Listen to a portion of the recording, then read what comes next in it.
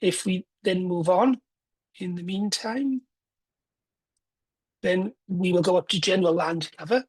Now, there's two prototypes here around continuous mapping and on-demand land cover. And I think that there was actually a couple of things here. There are some specific requirements here around annual products, continuity of products. There were some specific requirements of land cover changes for soil seeding and de-seeding, the need to monitor trajectories, what land going to. There's need for long time series, there's need to reference ecosystem typologies. So there was a lot of specific requirements we received for this. But I think it's also fair to say that there was also an element here of just show us what you can do. We would like to see what is possible, and then we will understand how best we can use it. So unlike some of this, it was more open, perhaps, than some of the others. So with that in mind, we'll present to find out what is possible. I will pass over to Wanda from Vito, who will present us with the final presentation of the day.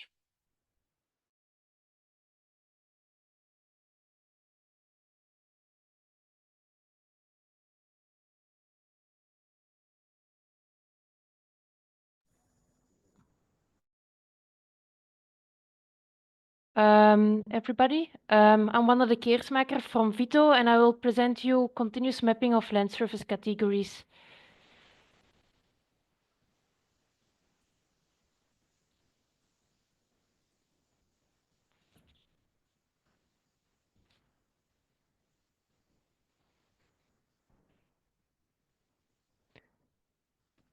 Can you help moving the slides? It's not moving for me. Yes.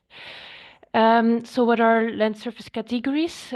These are basic observable biogeophysical properties of the Earth surface.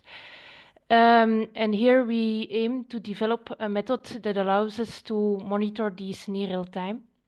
And as such, we aim to capture both land cover dynamics, such as forest loss, but also seasonal dynamics, such as, for instance, seasonal water dynamics.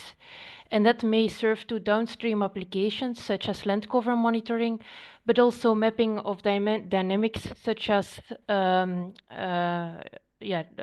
water dynamics, and also serve user-defined classification systems.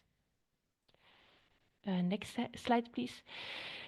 In order to monitor these land surface categories, we use the CAD-boost model that uses Sentinel-2 bands, vegetation indices, and localizing features both in space and time, and also temporal context as input.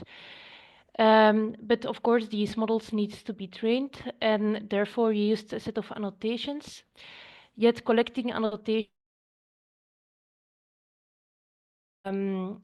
is quite labor-intensive and time-consuming, and therefore we proceeded with an automated annotation pipeline that uses a set of rules using land cover labels, specifically on world cover land cover labels, vegetation indices, and F cover.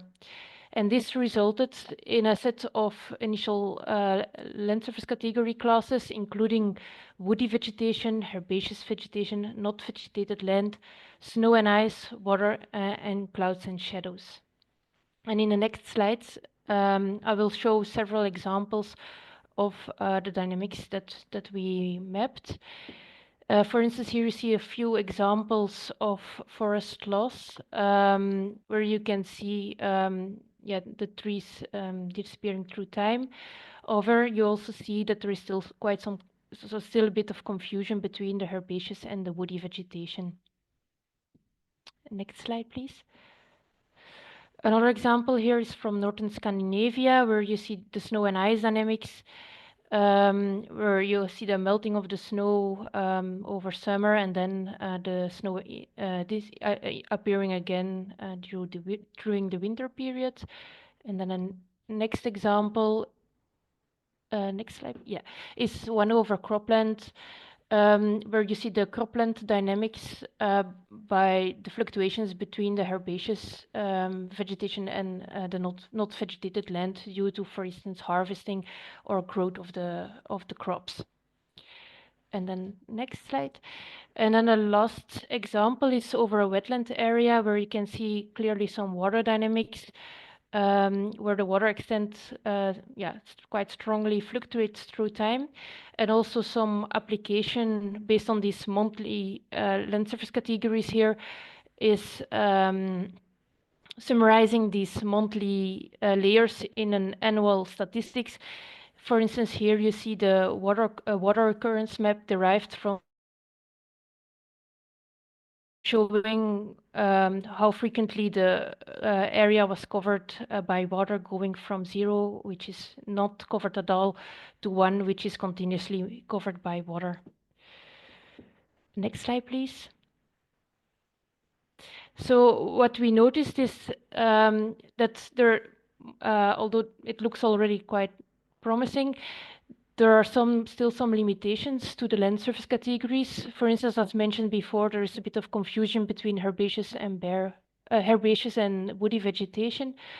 But we also see that sometimes undetected clouds can lead to misclassifications, or very bright surfaces can be classified as snow. So we're further developing the algorithm where we are looking into deep learning models that allow us to include contextual information. And together with that, we are also still open to fine-tune the legend. For instance, seeing if we can actually still improve or fine-tune and increase the number of classes. Next slide, please.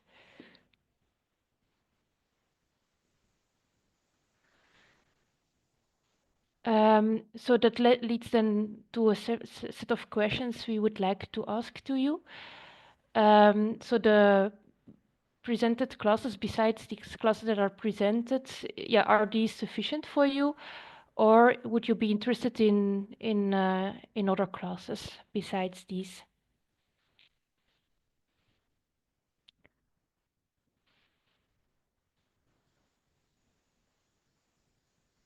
Just a reminder as well that if you need to, the link is, you can either go to menti.com and enter that code at the top, 122664448, or you can follow the QR code. And in order to give us your response, we'll just leave that open for a minute to see what everybody says. I don't see any responses yet. In the meantime, just as the usual reminder that you can also leave questions in the chat or put your hand up. So, do we have any answers for this? If not, then I think we assume that yes, the answer is yes, that it is fine. And then we move to the, here we go. Okay. Consider the work of the Eagle Group.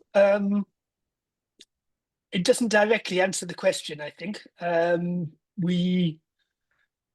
don't, without knowing the work of the Eagle Group in any detail, I'm not sure what the classes were specified. Wonder maybe that makes more sense to you.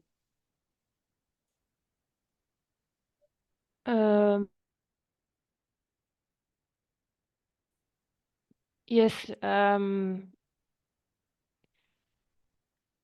Yeah, I don't really have an answer on this right now. No. Okay.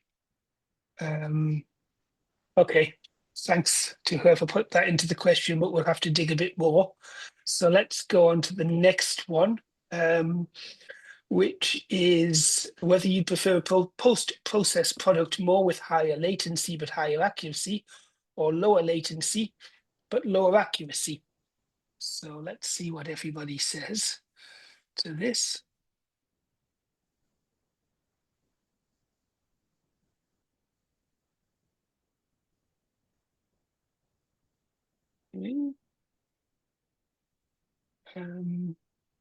So far, lower latency and lower accuracy is winning by a grand total of 1 vote. Oh no, here we go. Now it's coming in. Now it's coming in. Okay, 1 vote each. So if there are no more, oh no, there's more coming in now. So actually, higher latency but higher accuracy seems to be the clear winner here, which is interesting. Okay. If we've got no more, let's move on. So let's put some numbers on that about what latency would be acceptable. 2 years, 1 year, we talking less than 1 year, 1 month, or we talking near real time? So near real time, just to make life difficult. And okay, 1 year. Let's give it a couple more minutes for somebody else to join in. At the moment, we're looking at around a year. But of course, different people have different use cases. So it's not to say that one is more than the other.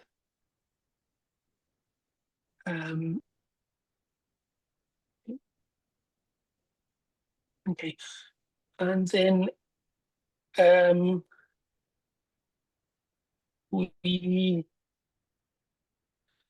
okay, that's useful. And then if we move on, again, which application would you be interested to use the land surface categories? This is quite open, so you are welcome to put in whatever you want. And then we'll see what response we get. So in the meantime, I see that Jeff Smith has added a comment in the chat around the land cover components of the Eagle data model are a good starting point for developing the list of classes under aligned with other CLMS products. I guess that was a follow-on from the comment that was in Menti. I don't know if you have any other thoughts on that or just want to take offline and think about. Yes, yeah. It, yeah, it's a bit different also as the typical land cover, I think, because we're working, yeah, most of these land cover classes are developed for annual prediction, but for some classes it applies indeed.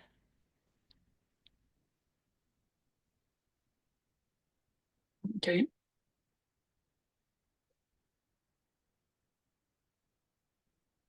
Okay, at the moment we just have water bodies here. Maybe it's just because of bundling this together with the previous prototypes, we have a water-driven audience. Ecosystem accounting has also come up here as well. In the meantime, we have another question in the chat. We had some people who expressed an interest in having the model done near real time, but how practical is that? Can the model be applied in near real time? And I guess also what counts near real time is another question.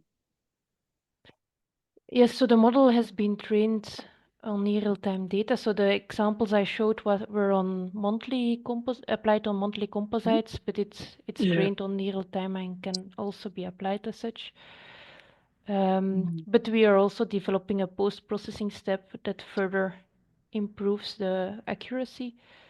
But yeah, that would then lead to some latency. Okay. So I see ecosystem accounting, land degradation there. Do we have any more or shall we move on? Because we still have a few minutes, but we also just want to leave a few minutes for questions. So let's maybe keep going. And do we have a general question on this one?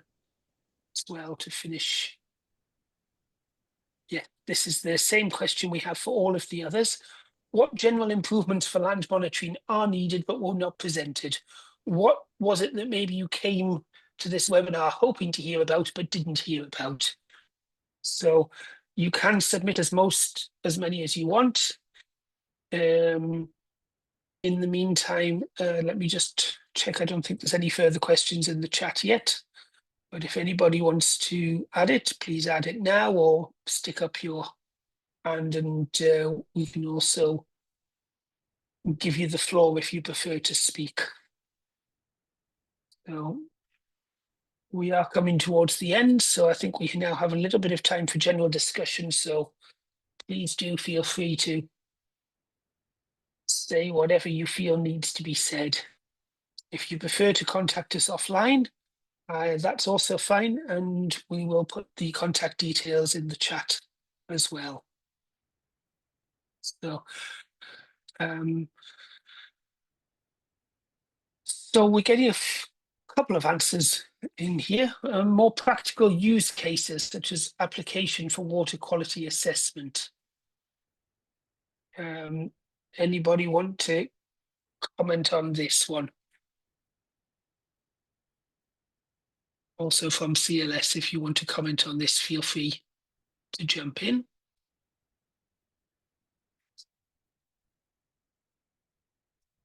No.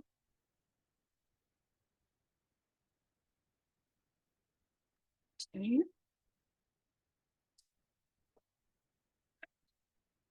And also, Tim, I don't know whether you want to comment on the fact that how use cases relate to the overall scope of EvoLand as well, because I think this would more come in the next step, wouldn't it? Yes, indeed, Phil. So, but it's still useful feedback because we can pass this on to other people. Okay, any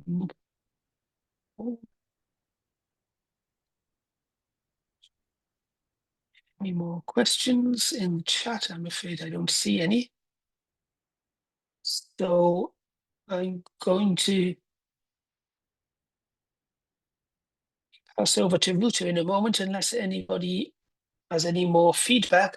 I think maybe just one last reminder, we would like to follow up with more detailed feedback to different people.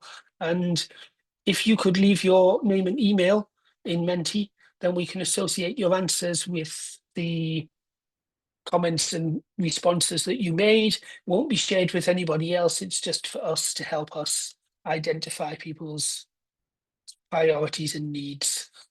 And unless there are further questions, which there aren't, I think I'm going to pass back to Ruta. Thank you, Phil. Thank you, everybody. So with this, we are concluding our webinar series. Thanks again to everybody speaking today, Tim, Phil, Christoph, Wanda, but as well Evian and Alex in the first part with the urban prototypes. Just a reminder again to everybody, the recordings will be available in case you think of any other feedback or something that you didn't know how to share, but you still would like to. There's the contact email as well in the chat as well on this slide. Slides will be available, recording will be available. It will be sent to you via email, so keep an eye on that towards the end of the week, beginning of next week. And in case you want to follow, as Tim was mentioning at the beginning, we are just, let's say, we still have 1 year of development of the project. We will have a public results portal that will be presented next autumn. So for all those updates, the best channel might be the newsletter. We don't spam a lot. We send maybe one newsletter, let's say every few months or in 6 months. There's maybe sometimes one. So don't worry. But there's a link to join the newsletter in the chat now. So don't hesitate. And yes, hope to see many of you at our next presentations. Yes, good luck, everybody. And thanks again for all.